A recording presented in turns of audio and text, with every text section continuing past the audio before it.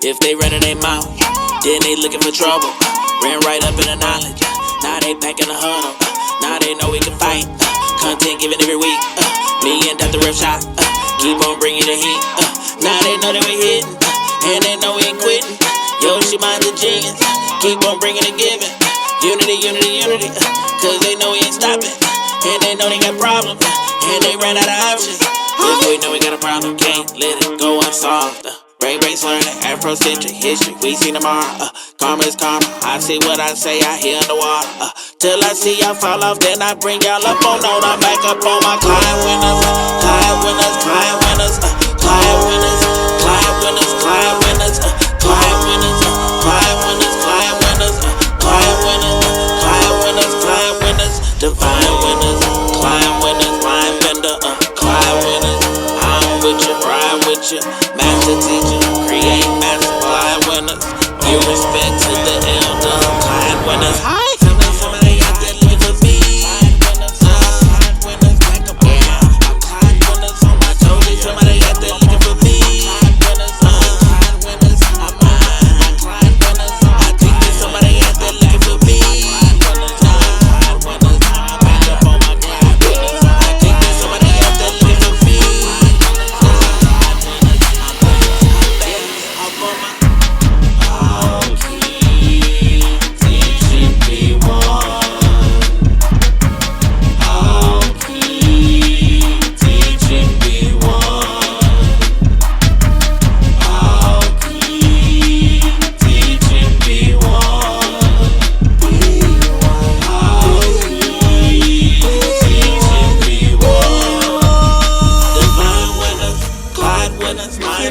We have to live by my heart.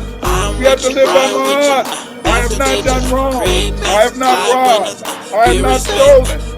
I have not trained people. I have not told lies.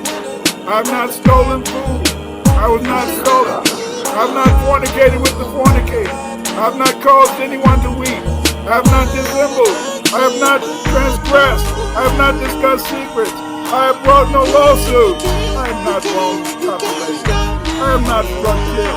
I have not transgressed the law. I have not been hunted. Except when I'm talking about Uncle Tom. I have not been the I have not cursed. I have not been violent. I have not confounded truth. I have not been impatient. I have not cursed the God. Somebody out there looking for me. Somebody out there looking for me.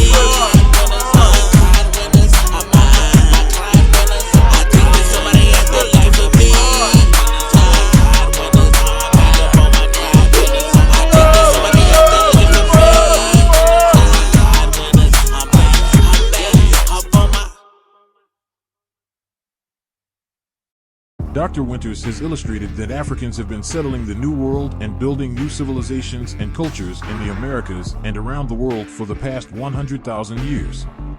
Dr. Winters has published and written numerous anthropological, linguistics, education, and population genetics articles. Many of these articles have appeared in peer-reviewed journals and online.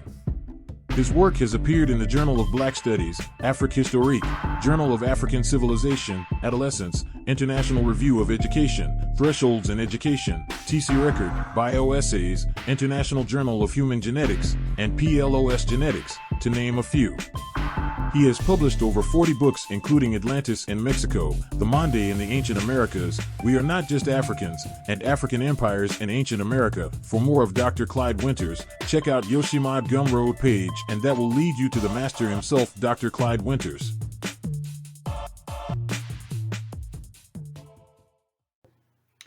Hi family, what's up? What's up? What up, dude?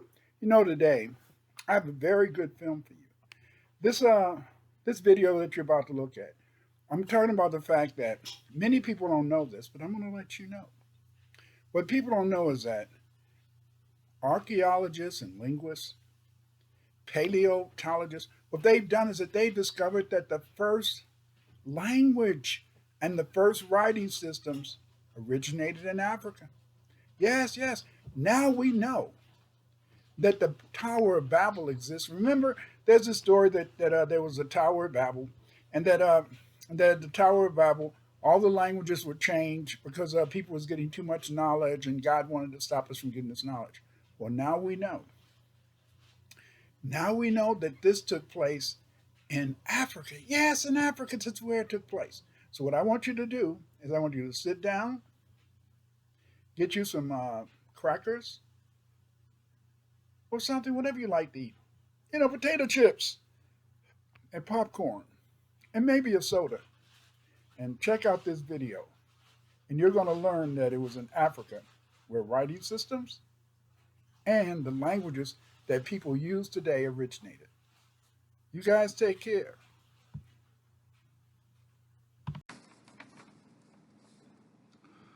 African origin of world writing systems. The greatest myth of world history is that Africa was a continent without writing. This myth would have the world believe that Africa and Africans were always illiterate. Writing is recognized as a social technology that facilitated culture, religion, technology, and memory. It has been recognized by the Westerners that it is through writing that most civilizations record their history, memories of the past, or at least provide us records that we can use to write history. It should not be a surprise that Africans had writing early in their history, because the majority of the world's languages originated in Africa. In 2011, Dr. Quentin Atkinson argued that all the languages spoken today date back to a single mother tongue, an ancestral language spoken in Africa 50,000 to 70,000 years ago. In my new book, The African Origin of World Writing Systems, you will learn the history of writing in Africa and how this social technology was spread throughout the world as the Kushites advanced across Eurasia. The African Origin of World Writing Systems is the first book to explain how Africans popularized the use of a syllabic writing system among various and different populations of human beings that were developed into the first alphabet writing system. You will learn that although people speaking languages belonging to diverse language families such as the Semitic, Dravidian, and Niger-Congo, the writing system they used as the model for their scripts was Thinite. The Thinite writing system may have originated in our valley. It is somewhere between 6,000 and 7,000 years old. African origin of world writing systems is divided into two parts. Part 1 discusses the writing systems of Africa, beginning with Thinite, which was used by Africans to engrave symbols on the Great Sphinx. We review the various writing systems used by Africans in East and West Africa.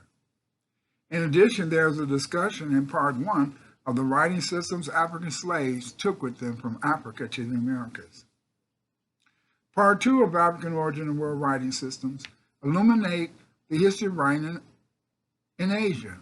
It explains how Dravidians and Pontites, or Semitic speakers of East Africa, introduced writing into South and Southeast Asia. In this part of the book, you learn that the Nagari script, used to write Sanskrit, was invented by the Ethiopians. In the final chapter, you will learn about oracle bone writing of China, which is also of African origin. African Origin of World Writing System is the book for you. Its telling of the story of writing in Africa will be illuminating and mind-blowing. It will give you the factual information that although much of African history can be learned and maintained through the oral traditions, there is a dichotomy for the use of writing in Africa. While Semitic speakers used writing in their everyday affairs, the West Africans had knowledge of writing, but this social technology was usually maintained among members of secret societies. You can order African Origins of World Writing Systems from Amazon.com. Get the book. You'll love it. The origin of writing in Africa. Africa has a long history of writing. Although Africa has a long history of writing, many people believe that Africans have never had writing except in Egypt. Since the rise of worldwide Western European supremacy, it has been argued that Africans, due to a strong oral tradition, failed to invent writing.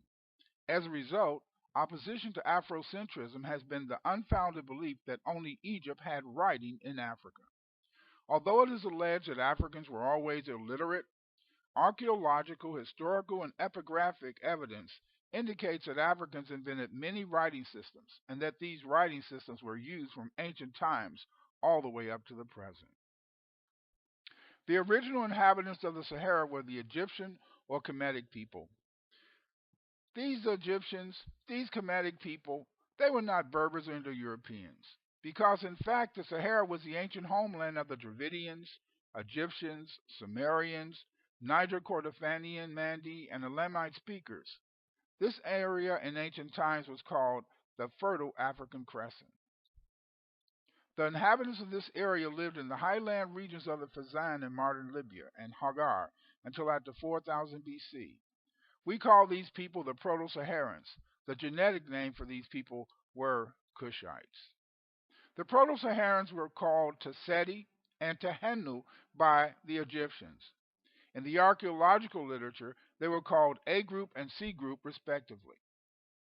These people left many inscriptions on pottery, and they later took these pottery signs and made them into a syllabic script. If you compare the symbols from the Indus Valley, Egyptian, Demotic, Mertetek, Gibel Sheikh, you find that all of these symbols are related. The Proto-Saharans or Cushites used similar terms for writing. In general, the term for writing was formed by the labial stops, p and p. For example, the Dravidian word to write was par. The Manding word to write was bo, pu, or sebe. In Elamite, the word to write was tipu. In Gale was tafa. There are also other corresponding terms for mark or draw that begin with the vowel stops. For example, the Dravidians called to write or draw kiri or kuru. The Egyptians called it hati, and the Manding called it kiri or kiti. The Proto-Saharan writing was first used to write characters on pottery, to give the ceramics a talismanic quality. Similar signs appear on Chinese, Harappan, South Indian, megalithic, Libyan, and Cretan pottery. These signs were invented by the Proto-Saharans for purposes of communication. If you look at this chart, you can clearly see that the signs from the megalithic pottery, the Indus script, Egyptian pottery, Manding script, and even the Anatolian script are all similar. They are similar because the Cushites took these scripts with them to these various areas. This is one of the earliest inscriptions from Egypt. These seals were discovered at Abydos by Gunther Dreyer. They date back to 3400 BC. These inscriptions were found at Abydos. Abydos is a very interesting site because it's at Abydos that we find many ancient artifacts and also find a number of inscriptions. These inscriptions are important because these inscriptions tell us a story about the Proto-Saharans. It tells us a story about ancient Africans, and it shows us much about their writing. Here's some inscriptions that were found at the pre-dynastic ruler Scorpion I's tomb. Some of these seals inscriptions date back to 3400 BC. Many of the pottery scripts that we have are called today Thinite. These inscriptions that are called Thinite come from a city named This near Abydos. The Thinite Empire dates back to 3150 to 2700 BC. The Thinite pottery marks are very interesting because you will find that the Thinite pottery marks appear in just about every one of the ancient writing systems. That is the Proto-Elamite, Proto-Sumerian, Libico-Berber, Indus Valley. You'll find Thinite signs. The Thinite pot marks have been found in Upper and Lower Egypt. Petra was the first to record the Egyptian pot marks. These pot marks are found on pottery dated to dynasty 0 to 1. The Thinite pot marks were published by Van de Breen. They agree almost totally with the Ued Mertutek, the Gibel Sheikh Suleiman, Harappan, Proto-Elamite, Saabian, and Proto-Sumerian signs. It is clear that a common system of record keeping was used by people in the 4th and 3rd millennium BC, from Saharan Africa to Iran, China, and Indus Valley. Although the Elamites and Sumerians abandoned the Proto-Elamite writing and the Uruk script, respectively, in favor of cuneiform writing, the Dravidians, Minoans, and Manding continued to use the Proto-Saharan script throughout their civilizations. Here you can see a chart where we compare the various syllabic signs of the Egyptians, Uruk, which was the name for the Proto-Sumerian script, Proto-Elamite, Indus Valley, Ued-Mertuk, Linear A, and Manding. Look carefully and you will note that they are all the same. They are very similar. The ancient African inscriptions make it clear that outside Egypt, Africans preferred to use syllabic writing, as indicated by the Thinite inscriptions, and Ued-Mertuk and Gibel Sheikh Suleiman inscriptions. This fact is also made clear by the Seth inscription. The Seth inscription is an inscription that was found in the Western Sahara. This inscription has pictures of the Egyptian gods Seth and Anubis. The symbols on the engravings are written in the so-called Libico-Berber writing, which is really made up of Mandi signs. Using the Vai signs, we are able to read the inscriptions in the Malinki Bambara language. The reason we use the Vai to read these symbols is because the Vai record the ancient syllabic meanings for many of the signs that we find on the ancient writings. Under the canine figure or Anubis, we have Betuakana, or to exist obedient to the order and joy with the mother. Reading the inscriptions under the Seth figure, we have the following: Ilui Gyo, Fa Yo Gyo, or Thou hold upright this divinity of the cult, our Father, the vital spirit of society consecrated to Seth's cult. The Seth figure is important in relation to the Western Sahara and the Seth's cult. Michael Rice in Egypt's Making, The Origin of Ancient Egypt, 5000 to 2000 BC, makes it clear that Seth was the god of the southern people and that Anubis, the Canine god, was the protector of the people of the south. This is the end of part 1.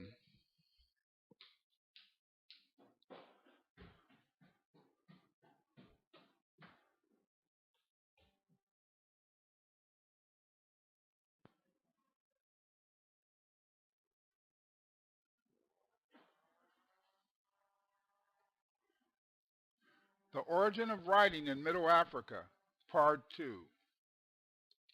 The Kustel incense burner is also an example of the syllabic writing scripts that were derived from the Thinite pottery signs. Many Egyptologists were shocked to learn in 1979 that the A group of Nubia at Kustal used Egyptian-type writing 200 years before the Egyptians. The fact that they had already began to use many of the symbols that later became the Egyptian writings shocked the world. But this was not new, because Anta Diop had already noticed many years earlier that possibly all of the hieroglyphic signs of the Egyptian writing had probably originated in Nubia. The Kustal site was situated in a country called Tasseti.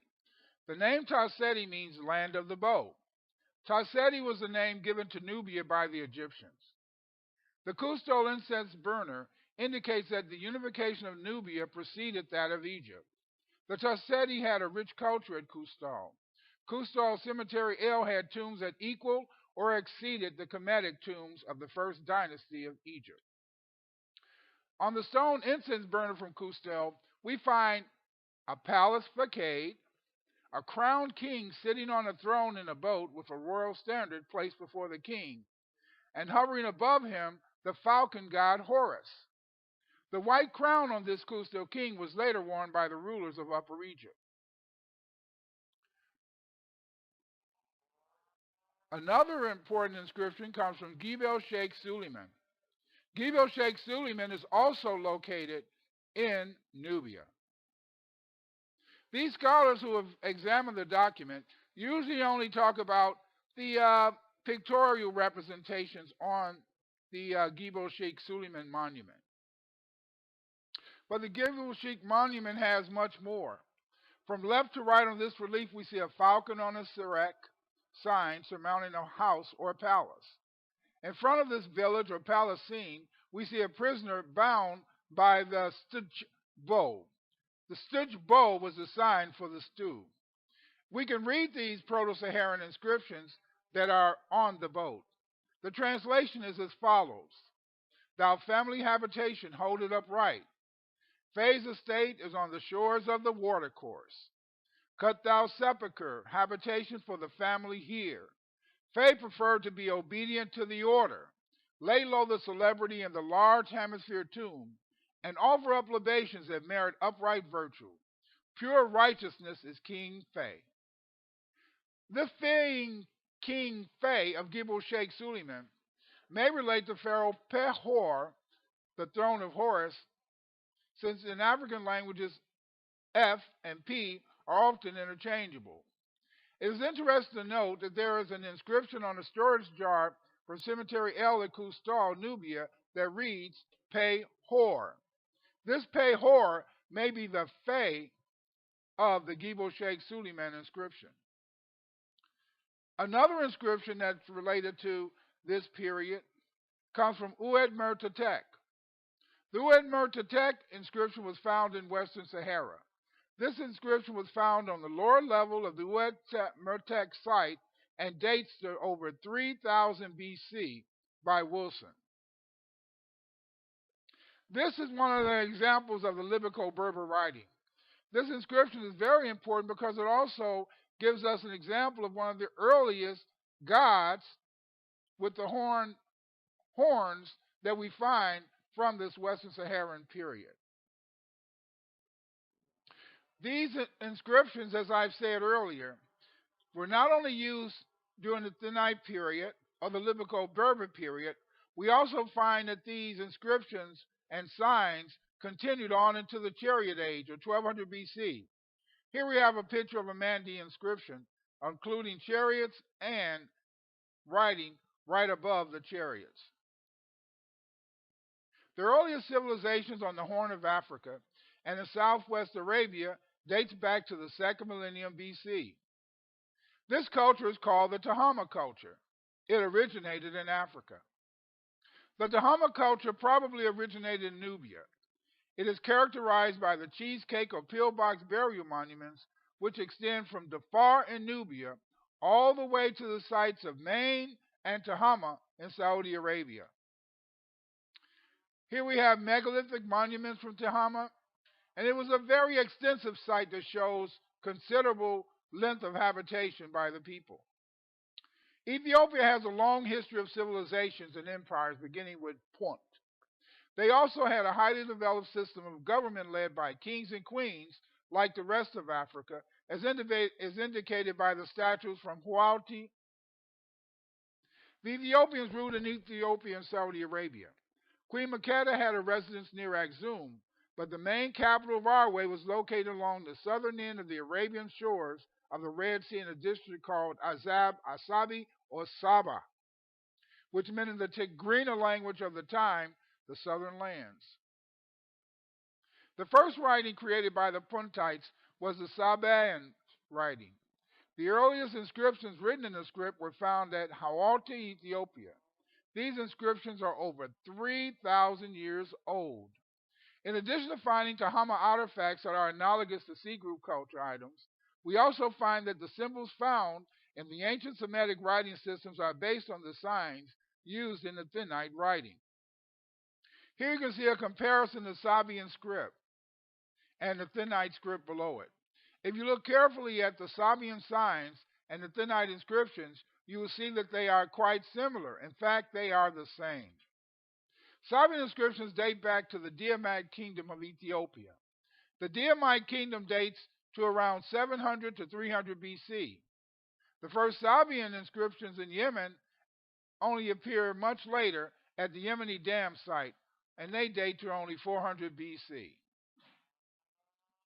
We also find, in a sense, that many of the inscriptions that these people left are also included in the South Arabian inscriptions. The Ethiopians took writing to South Arabia and later India.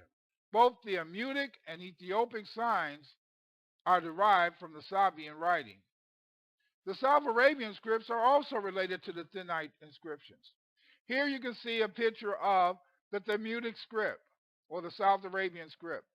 If you look carefully at these signs, you will also note that the South Arabian signs are also related to the Thinite signs, which are posted below.